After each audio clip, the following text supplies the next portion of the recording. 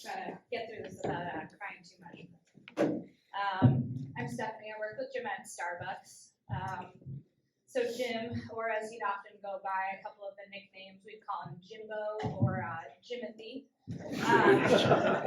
He was never not using life as an opportunity to crack a joke.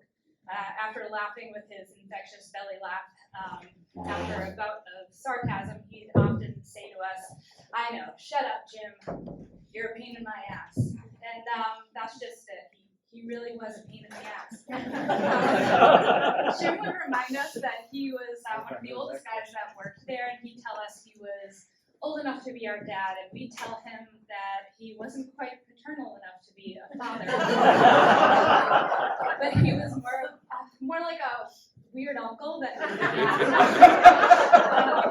but we were all very glad that we had, because on top of pushing everyone's buttons, he was very much one of our biggest supports.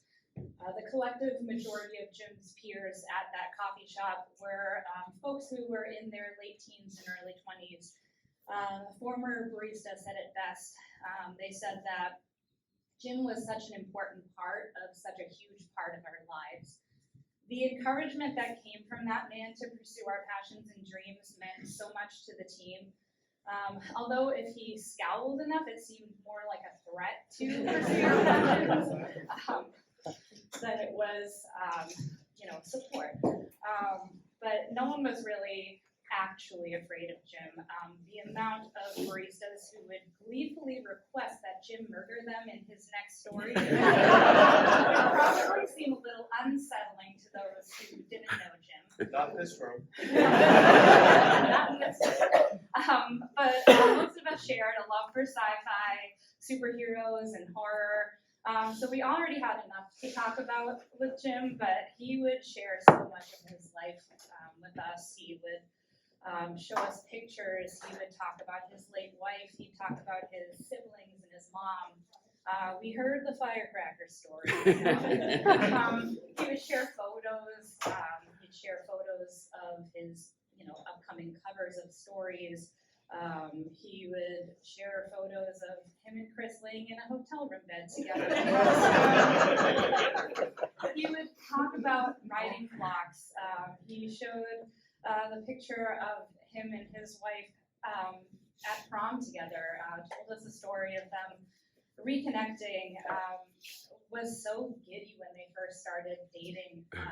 He said that he never thought that he'd find love again in this life. But Jim, he always knew when we'd need one of his big bear hugs that would crush your bones, or just a supportive wink.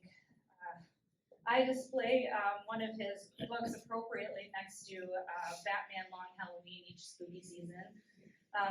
Jim was actually one of the reasons why I myself was able to cope so well with my own cancer diagnosis. One of the last times I saw Jim was back in 2020.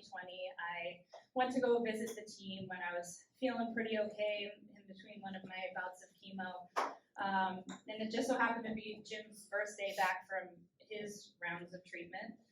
I caught him right before he left, and he came up to me and put his hand on my shoulder, and he said, "I hear stories of cancer," and I said, "Well, it's true.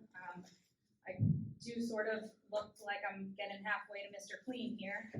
And he said, "What'd you go and do that for?" And I told him that he made it seem too enticing, so I couldn't let him. And of course, that brought out his big booming laugh, and I got one of his famous bear hugs, and boy, did I need it in that moment. I'm very grateful to have existed at the same time as James A. Moore in this lifetime, and I'm thankful for the impact that he's had on my life.